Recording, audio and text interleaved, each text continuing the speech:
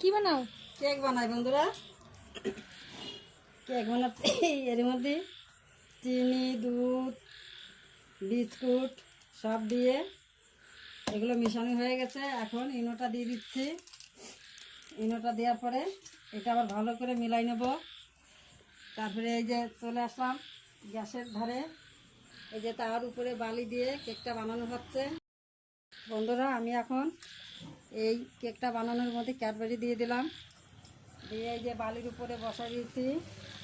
আপনারা কে কে বালি দিয়ে কেক বানান আমাকে কমেন্টে জানাবেন।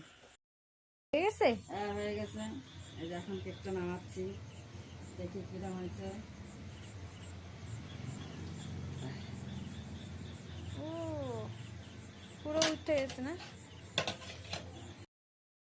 তো বন্ধুরা, আমার কেকটা তৈরি হয়ে গেছে। কেকটা কীরকম লাগছে দেখতে আমাকে একটু কমেন্টে জানাবেন।